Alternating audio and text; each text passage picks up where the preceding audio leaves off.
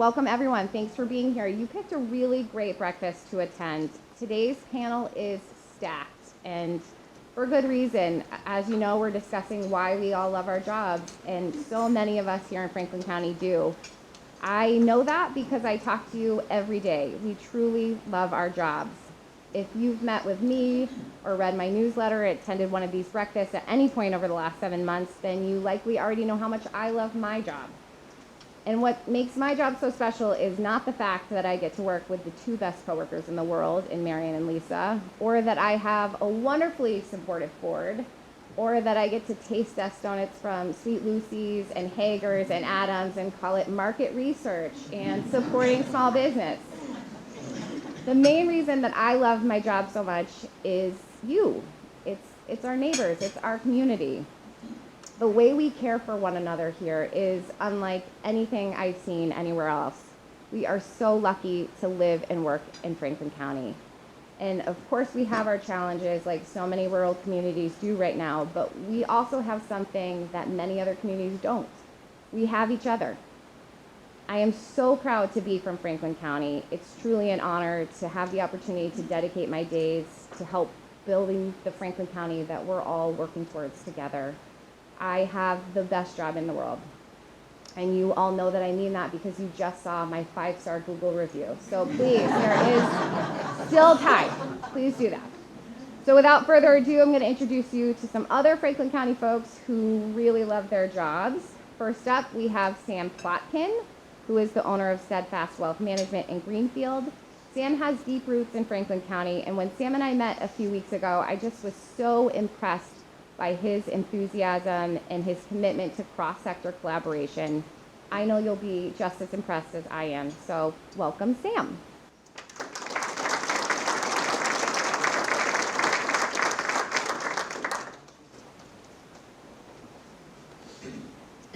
All right, good morning, everybody. My name is Sam Plotkin. I'm the co-founder of Steadfast Wealth Management.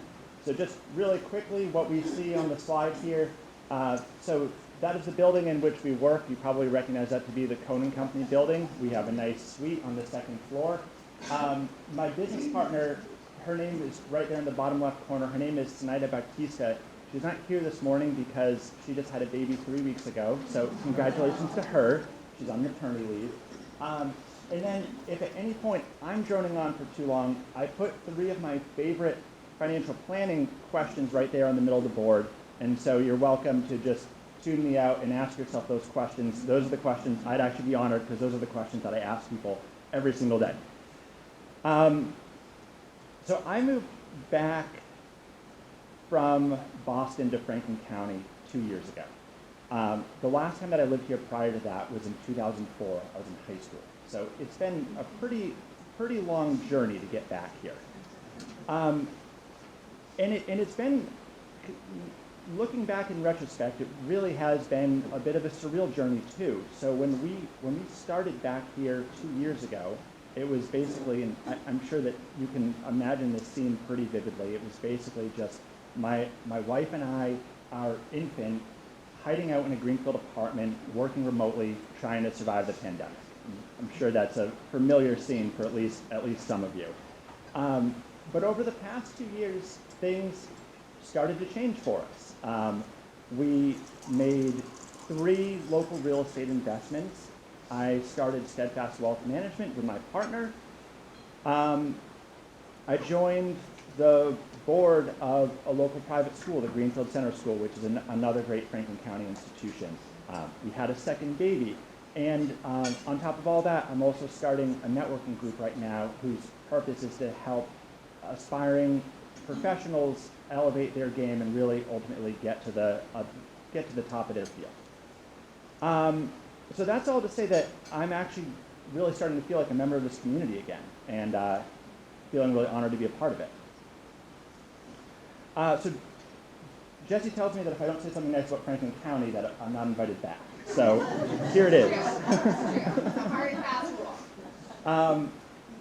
When my wife and I came back here, outside of a couple friends and my family, we didn't really know anybody here.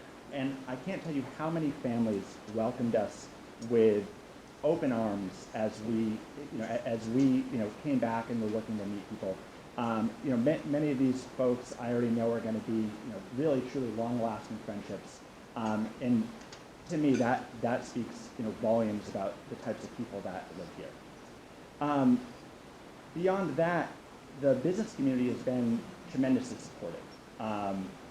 Organizations like Greenfield Savings Bank, Conan Company, the Chamber of Commerce have really helped me and my wife realize our goals, and we're extremely appreciative of that. And it's also a really stark contrast to Boston, where we came from, where I felt like the business community for the most part was fairly unapproachable. So we can all give ourselves a pat on the back for being approachable and being really good.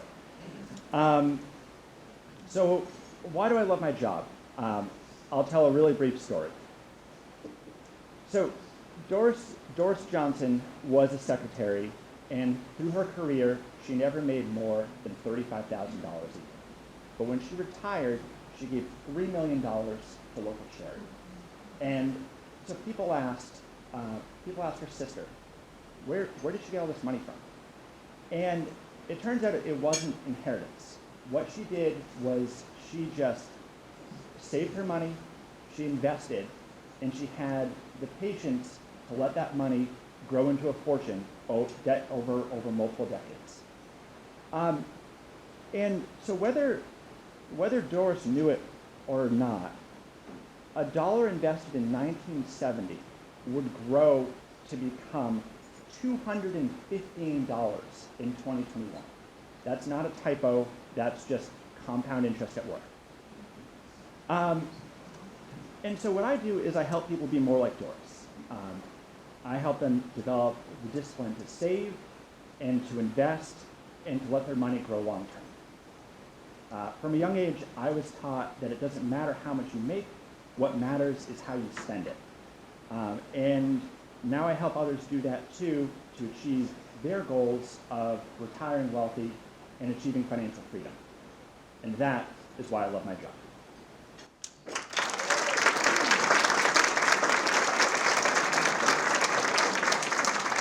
Thank you, Sam. Isn't that great? I love this breakfast. All right, so now we have Jessica Atwood, who really needs no introduction. You probably know Jessica because she knows everything about the people and the projects and the history behind every piece of Franklin County's economic development initiatives. She is a rock star of a resource, and she can do no wrong in my book. In fact, I think the only mistake she's ever made is giving me her cell phone number, because I now use her as my own Franklin County Google. And you're about to see why. She's amazing. So welcome, Jessica.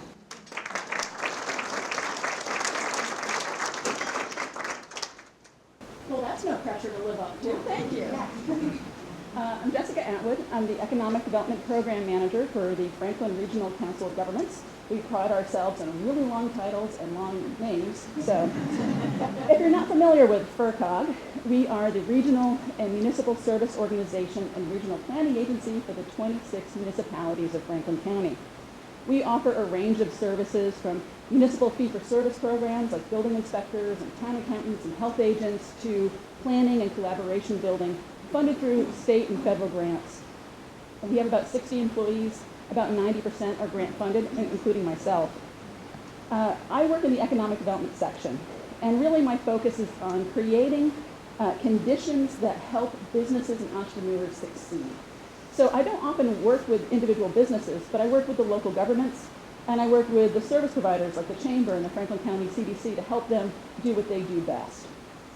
And one of the reasons why I love my job is I love the people I work with at FRCOG, and I'm saying that even though Linda's in the office, in the building here.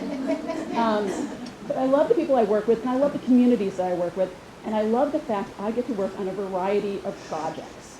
Over the years, we've worked on broadband access.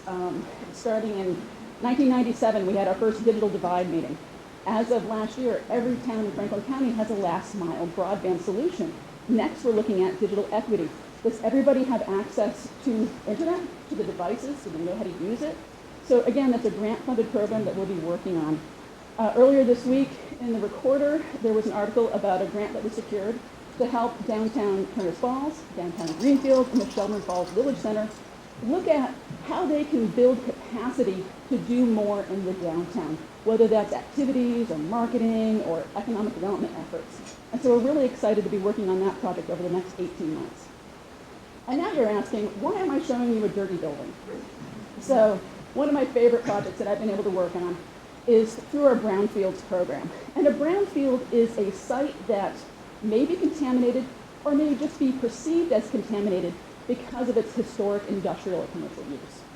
And the town of Monroe, a town of 120 people, they had a large mill. It had a wood section and a brick section.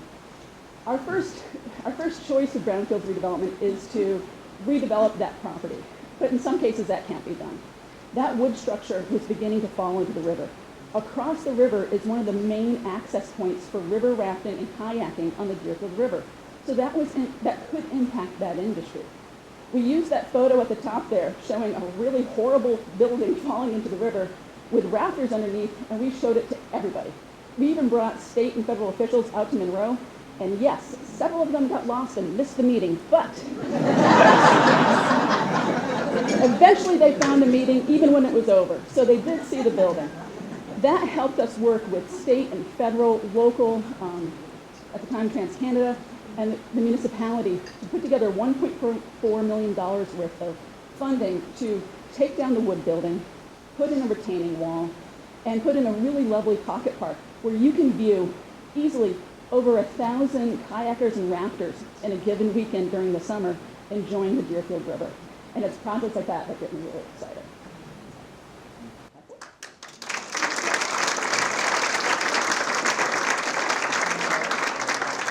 Thank you. Please don't ever change your number. All right, now as someone who could not swing anything above a C+ in woodshop, I am especially impressed with our next guest. You've likely already spotted his work in some of your favorite Franklin County businesses. Please help me welcome Sam French.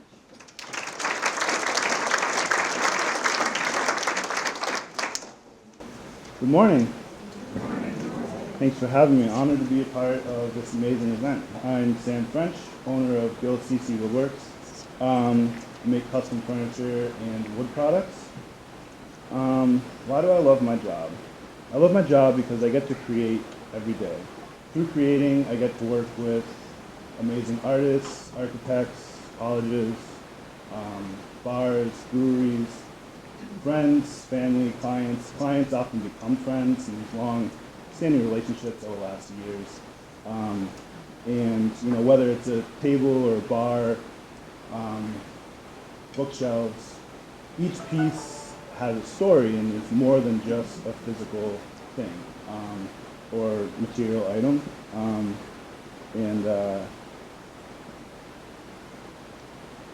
It's something that has meaning, has depth, and has an actual story, where it came from, how the wood was used, what type of wood was used for the base, the joinery, how it was finished. Oftentimes the wood actually comes from a client's property. I'll have it sawn, curated, milled, and compose a piece out of it for them. Because the client is actually involved in the design process, the creation of that piece is actually an experience that they get to be a part of as well. And so, again, more than just a physical, item. I also have more control over my actual medium. Almost full control, really, of how the tree is actually used, being as, we take it right from the tree itself, mill it, dry it, curate it. People come in and pick out their own wood from all over.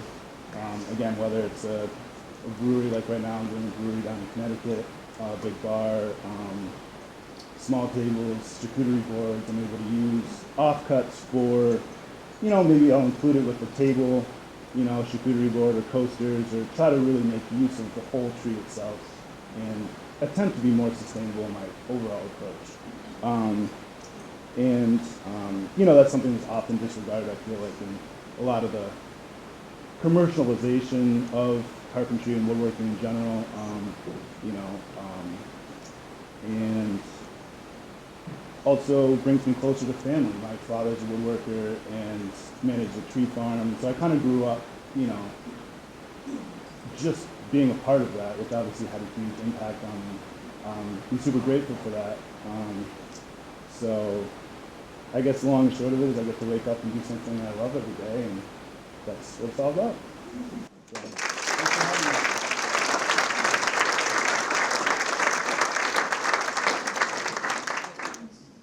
Thank you. I have the pleasure of seeing our next panelist twice a week when I drop off our Gary Busey of a Golden Doodle to Happy Tails Dog Day Camp. I actually asked Rachael to be part of this panel when Potato and I toured Happy Tails Dog Day Camp back in August. So you will see when she speaks why she was a shoo-in for this. And her slide is very cute, so lovely.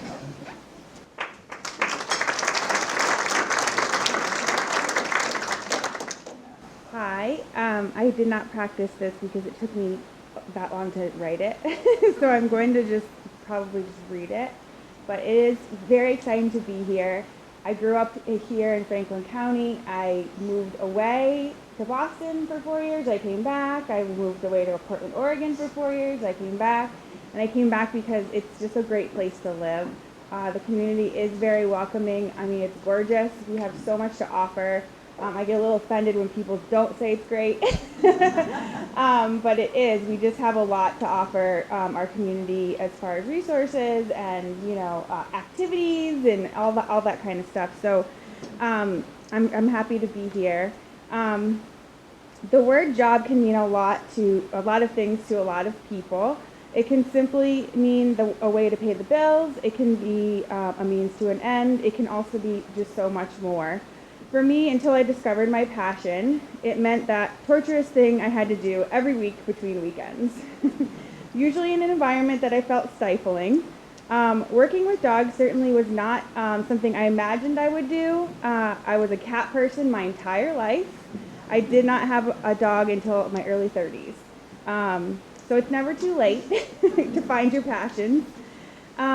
The adventure began with my first dog, Buster Brown, who, if you follow me on social media, you know, because I'm obsessed with him. He did pass away last year, but we still keep his memory alive, who I adopted from the Franklin County Dog Shelter about 12 years ago. He was my biggest teacher. He challenged me and taught me everything I needed to know about dogs. He was my heart and my inspiration for the journey ahead. I realized quickly working with dogs in the medium of play and enrichment is where my life's passions lie. Buster not only showed me my purpose, but he taught me how to manage all things naughty. Every person I met with a dog, either on the hiking trails or the many dog training classes we attended, I would beg to set up play dates with. He has so much energy. Some days we would have up to 6 or 7 dogs at our house for a playgroup play date in our fenced-in yard. Through his shenanigans, his escapades, his required daily hikes and play dates, the inspiration for Happy Tails began. I'm passionate about dogs, as you can tell already, how they think, feel, learn. I love learning their language, helping others understand their dogs better, and helping dogs understand us. There is so much to learn and so many misconceptions. For instance, did you know that when a dog wags his tail, it does not mean they're always happy? Or that mounting behaviors are almost never related to dominance, but more commonly a sign of anxiety or excitement. There's so much to consider and observe when reading a dog's body language and understanding their development. They are complex beings, not so different from human children. I love getting to be the creator of Happy Tails, coming up with new ways to support and enrich the lives and the dogs in our community. Some may consider it an obsession, some may consider it a way of life. That's what I consider it. I love getting to create a work environment and a work culture that encourages creative ideas and collaboration, a place where each team member's thoughts and opinions matter, where we recognize people's strengths and talents and figure out new ways we can incorporate them into benefiting our campers and families. The freedom to dream as big as our imaginations will take us. It is not all fun and games. It can often be quite stressful. Some days I question my sanity, and then just in the nick of time, some new idea sparks the fire to keep going. It's truly a labor of love, but the fact that there's always more to learn and room for improvement is where the inspiration always lies. The industry is always changing and growing. Science is always discovering and broadening our understanding. So there's always opportunities to grow and develop personally and professionally, and even pave the way for new ideas and new ways of improving the quality of life of these animals who have become truly beloved family members for us. We get to develop connections and relationships with so many people in the community. Hi, Stoffels' dad. Hi, Franklin's mom. It's not an opportunity we take lightly. We get to share a piece of your families. We take pride in truly knowing and understanding every dog that is entrusted into our care. They truly become part of our family. And there's nothing more fulfilling than seeing a dog overcome fears, anxieties, or finally being able to run up that slide. I love my job because I get to nerd out every day with furry creatures and like-minded people that just want to have a good time and maybe some snuggles. We are not a big fancy place, but we have so much heart and we have very big dreams to accomplish, and we are just creating our own adventure. So just stay tuned for that.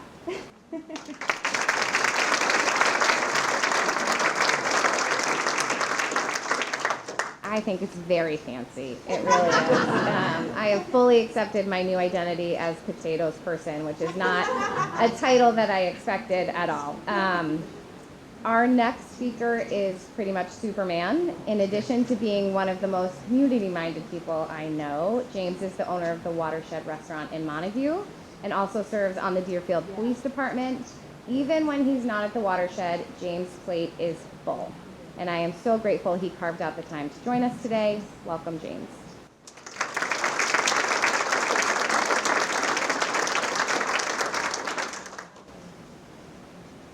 Good morning, everybody. How's everybody doing? Good. I managed to get up here without tripping over, so that's good. As Jesse said, my name is James Fitzgerald. I am the owner of Watershed Restaurant and a Deerfield police officer. Just this past Friday, we celebrated one year at the Watershed, so it's been a big year for us. And also, just said, this isn't all I do. I'm a transplant from Western New York. I'm originally from Buffalo. I've been here about 20 years, a little over 20 years. And I remember when I first got here, I came from New York City here, and I called home and I said to my mother, "Where am I?" And I'm on the phone with her that very day. I'm kind of complaining about, how things, the pace of things, and someone just said, "Buy a bike, and you won't miss a thing." And that's when I planted myself here in Franklin County. That's kind of what was my catalyst for sticking around and staying. It really is a wonderful place to kind of set up shop. Which brings me to these wonderful professions that I have. I started out here in the fitness industry. I worked at the little Franklin County Y, and if you are inclined on Tuesday night, I do have an indoor cycling class at 5:30 on Tuesday. So if you ever had a police officer instruct a fitness class, come on, I'm happy to do it. So, in addition to being a police officer and being a restaurant owner and being a fitness instructor and all the different iterations and reincarnations of my life, the foundation has always been the same for me. I just find myself in professions where I'm helping people out. As a fitness instructor, even as a police officer and a restaurant owner, the foundation is the same. And I do believe that our relationship with food is probably one of the most intimate relationships we do have.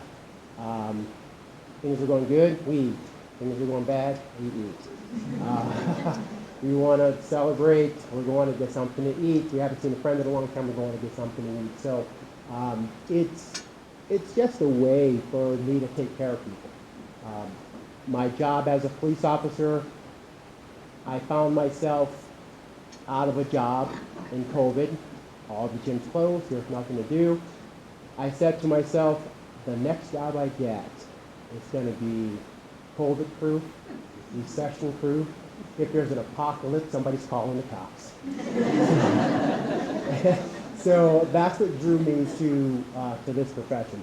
And then I just began to love it because I had an opportunity, especially the way policing has been and the turn that it took.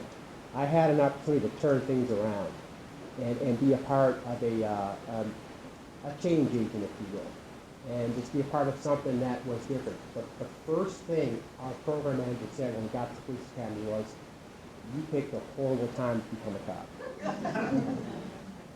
And I said, I think it's a very exciting time to be a police officer because of that change that we have an opportunity to initiate. And being able to serve in Deerfield, in the town that I live in, and be a part of Franklin County and serve Franklin County, it's been a wonderful experience. And it's very easy to love. I have an opportunity to have an effect on so many people's lives, and not necessarily in a negative way. You know, one of the best stories that I have, I'm on 5 and 10, I'm on patrol, and this minivan comes in the other direction, and she's got to be going, well, this person's got to be going 75 miles an hour. And I hit the lights, and I turned around, and I said, here we go. It's going to make my day, right? And I take my sunglasses off, I get up to the window, and out of the back seat, I hear a little voice. He said, are you here to see me? I love cops.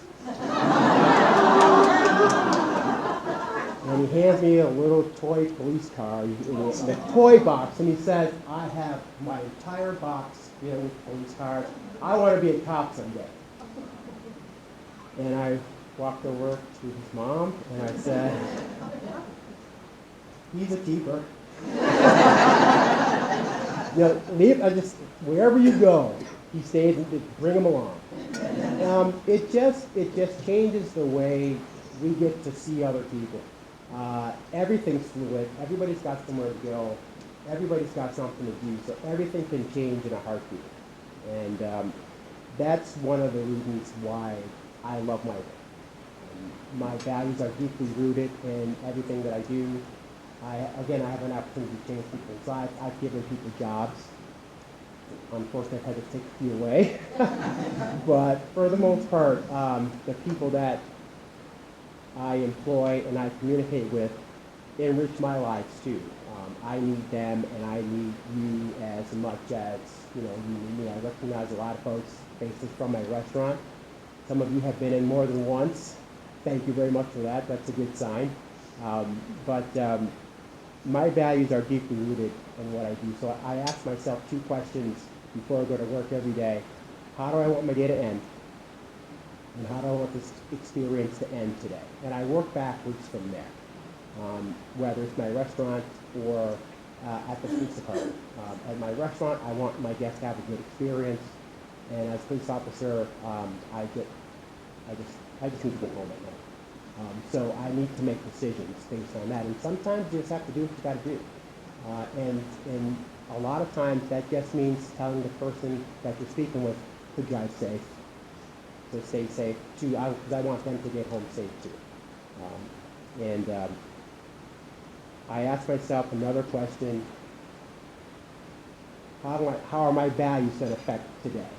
And we ask ourselves what's important to us, and it's family, and it's love, and it's community, and it's commitment. And I apply all those things to my day-to-day life, especially when I'm at my job. And if I can think of those things, whether I'm at a traffic stop or on a detail or just driving around town in a cool car with blue lights, it makes it easy to love my job. It really is. It's a hard job, but in areas like this where everybody has sort of the same sense of communities, it's very easy. So I love my job because of people like you and the community that we live in, because it just makes my job and my life so much easier. So thank you very much for coming. Appreciate it.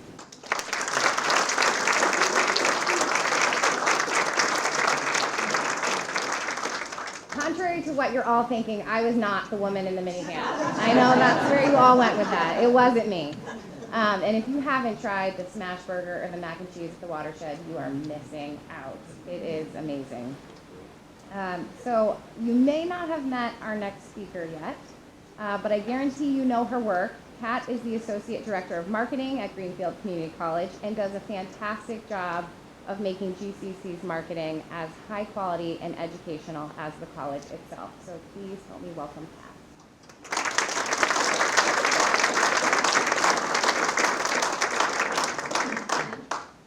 Hi everyone. I'm not known for projecting, so we're going to do our best with this microphone situation. So my name is Kat. I am very much embedded in Franklin County. I grew up in Warwick, which most people know as a town that they pass through on the way to somewhere else, having no gas stations or stoplights or stores or anything else really. But I've lived in Franklin County my whole life. I think I moved to Northampton once and was like, no, can't go back. I'm here and I'm planning to stick around. So I'm the Associate Director of Marketing at Greenfield Community College, and today I'm talking to you about my full circle journey at GCC.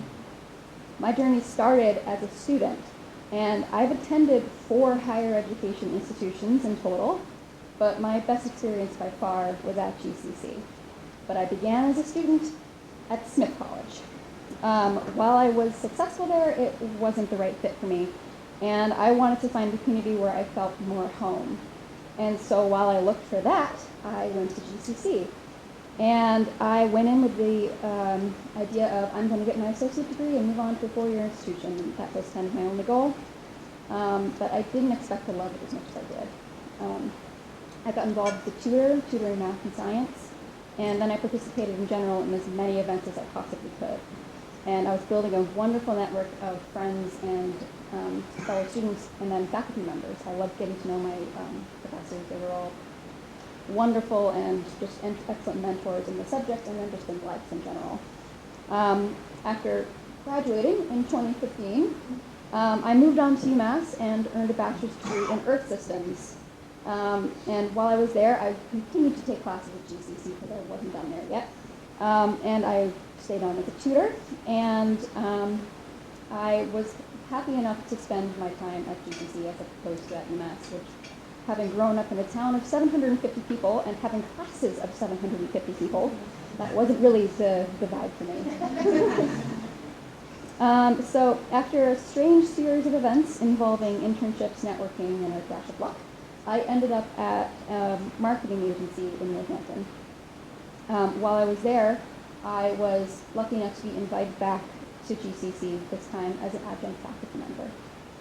I developed and taught the digital design courses for 2 years, and it was an honor and a privilege to be able to teach at an institution that had taught me so much. Beyond just the educational experience, I learned a lot about myself and life in general. I loved working with our diverse student body that you had and helping them to develop new skills and interests. A lot of people entered my classes and I would ask at the beginning of the class, why are you here? And many of them said it's a requirement. And I was like, that's a fair answer, I guess, but okay. And then by the end, I would ask them what their experience had been, and a lot of them had decided to change what they wanted to do because they had loved the class and loved the subject so much, and which really made me feel really happy. I took a year off of working full-time to focus on teaching and on graduate school. I was earning a Master's of Professional Studies in Data Visualization from the Maryland Institute College of Art. During this time, a role in GCC's marketing department opened, and I couldn't pass it up. So I applied, and then I was hired in July of 2022.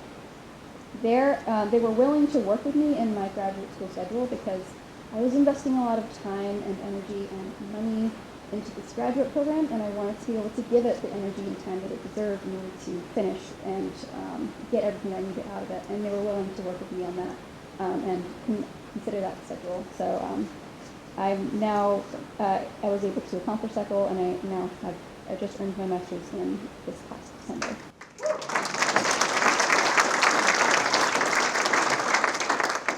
I'm able to help the institution now that launched me into my adult life in a new way.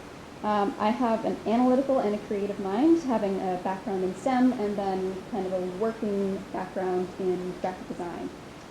So I use that as a visual storyteller in a variety of ways to convey the strengths that GCC has to offer anyone who's looking for an affordable and a rewarding educational experience. All the while, I'm maintaining the brand of the college to ensure the visual representation of GCC is accessible, consistent, clean, and community-driven.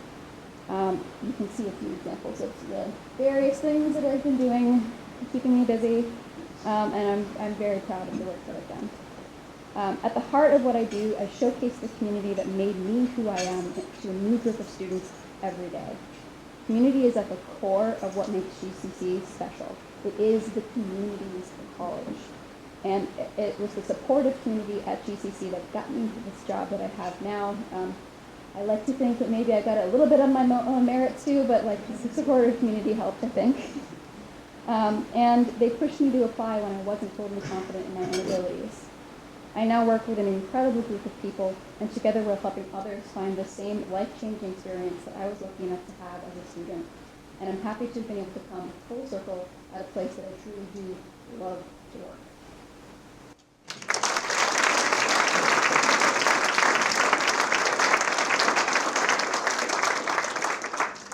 Thank you, Kat. And I just would like to point out that we had a record number of speakers today, and we are about to get out in record time. So the mic didn't work, but the breakfast did. So good job, Kat. Please, if you will, share and engage with our speakers and their businesses and organizations. As we all know, a like and a comment can go a long way. So please follow them. Please support their success. If you would like to partner with any one of our speakers today, let us know and we can connect you after the breakfast.